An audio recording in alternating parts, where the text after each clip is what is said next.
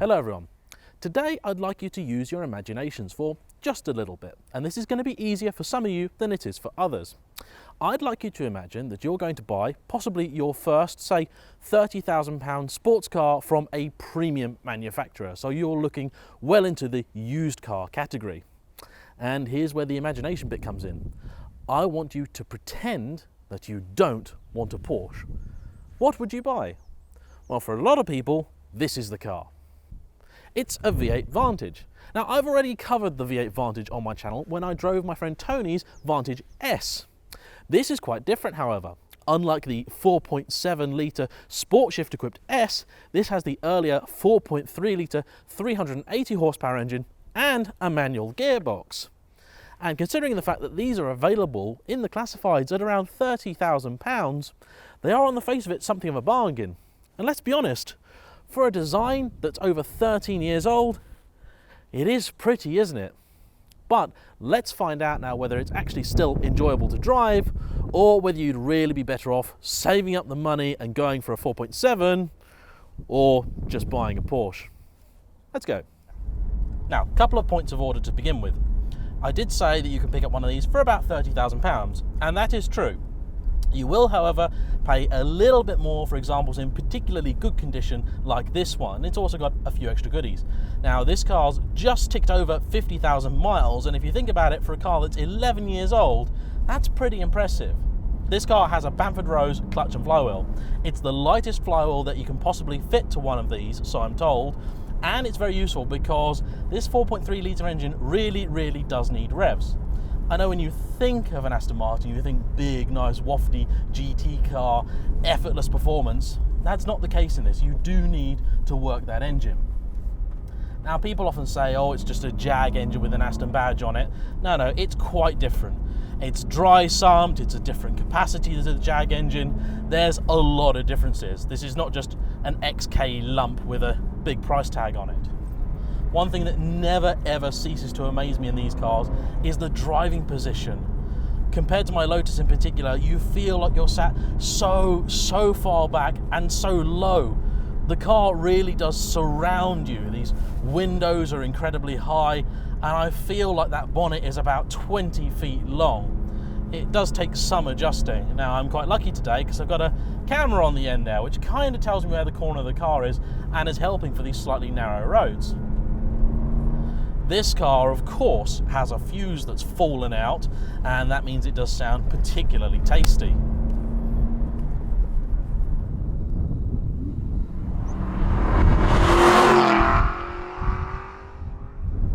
One thing I really like about these cars is the steering feel.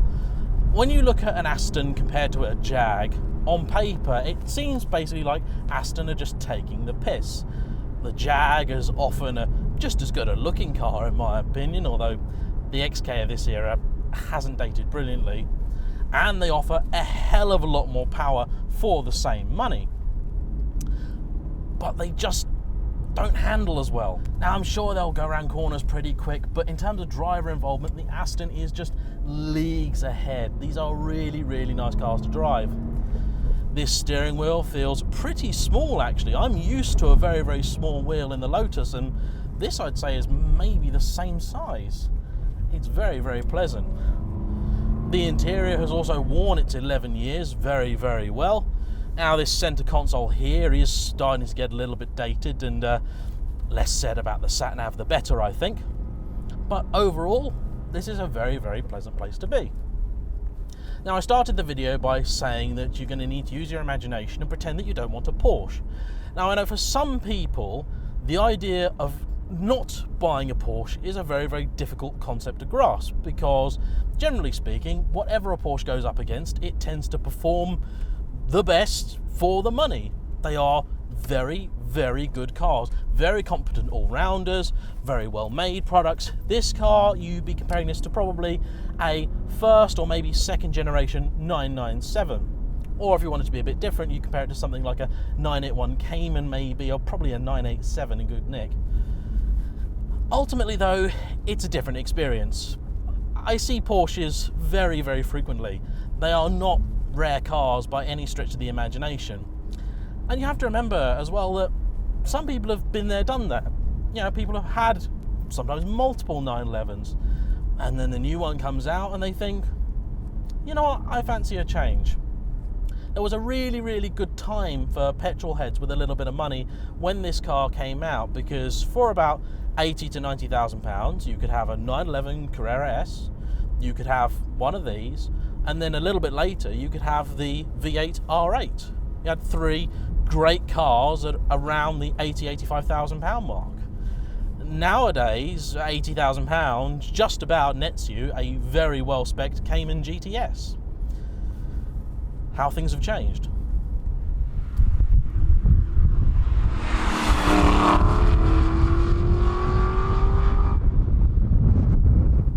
Now, when looking at these cars as a used purchase, probably the biggest consideration is always going to be running costs. Now, they come in a few forms, let's say 3 major forms. Number one, your day-to-day ordinary costs, and that big one there being fuel consumption. Now, this car's owner, Charles, who's kindly let me have a go in his pride and joy, has found something interesting recently. He, like many Aston owners, in fact nearly all, loves the sound of the car with fuse 22 removed. I think it may be fuse 15 in the later cars. Now, for those of you who don't know, what that does is basically leave the exhaust valves permanently open. It seems to have another unintended side effect. It reduces fuel consumption somewhat. Charles has recently used this car for a few pretty long journeys on the motorway, and he found that by putting the fuse back in and driving with the exhaust valve closed, he's experienced a dramatic improvement in his fuel consumption. Now, this car's never going to win any awards for fuel economy. In fact, the official combined figure is barely over 20 to the gallon. And that's UK, so if you're in the US, about high teens.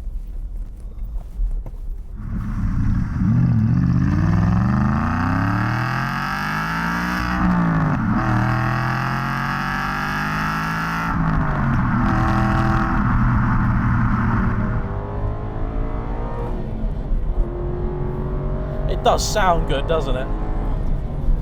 Now, it's not a fast car. It really, really isn't. It's not slow, certainly not if you've come from, well, a normal car, and it's easy to forget. 380 horsepower. It doesn't sound like a lot, does it? Not in the age of the 400 horsepower RS3. But to enjoy yourself, it's still enough.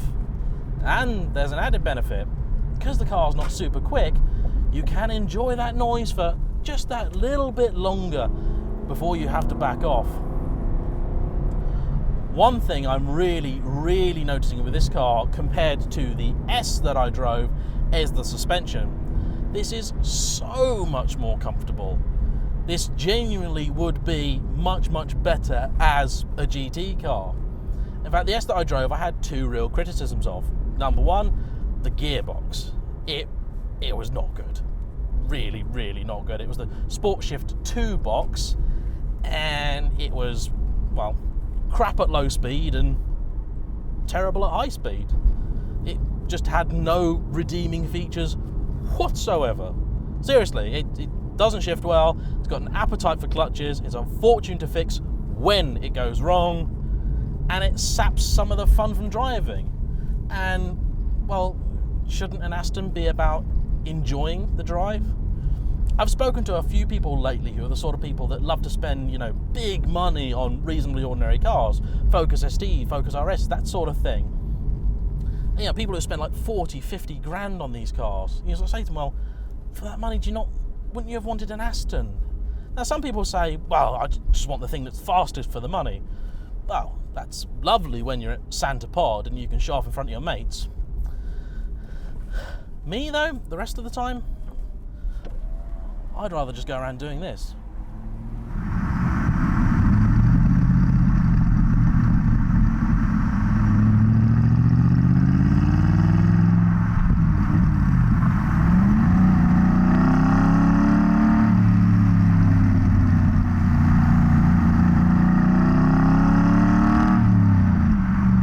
So that's your first big cost, fuel economy. Just not great. Tax is not cheap on these at all either. Was it £500 a year? £500 a year. That's not fun. I know you'll get people that say, oh, you don't buy an Aston for the fuel economy, and no, I'll agree completely with that statement. But if you want to do a little trip around Europe in your car, and let's face it, what is this car built for if not that? Well, it is nice not to have to stop at a Shell every hour. Now, the second way you'll spend money on these is in customization, modifications, things like that. And that's where having something like an Aston, if you're used to something like a Porsche, isn't so much fun, because the parts aren't as readily available and they are expensive.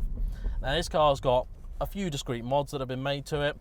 You've got the clear lights at the back, which really do make it feel a lot more modern. It looks really, really nice. And you've got some mechanical mods. Are there any other cosmetic? Oh, there's also a carbon fiber lip at the front and a carbon fiber rear diffuser. Guy in his van just leaning out looking at the car. That's it's an Aston thing, you know. This is an 11-year-old car that cost 30-something thousand pounds, and people go nuts for it because it's an Aston. It's nice. Now, the third cost. This is the big one. Fixing it when it breaks. And I suppose the unwanted maintenance. It's not cheap. Not even going to pretend that it's cheap. And servicing's not cheap either.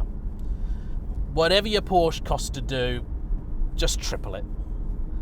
That's the real price of entry into Aston Martin ownership. If you want to buy one of these with a V12 engine, yeah, don't ask. But these are not hideous if one takes into account the fact that they pretty much don't depreciate anymore. So if you buy smartly, buy an early example like this. If you can, buy it outright and don't finance it. Your loss in terms of depreciation is going to be pretty minimal.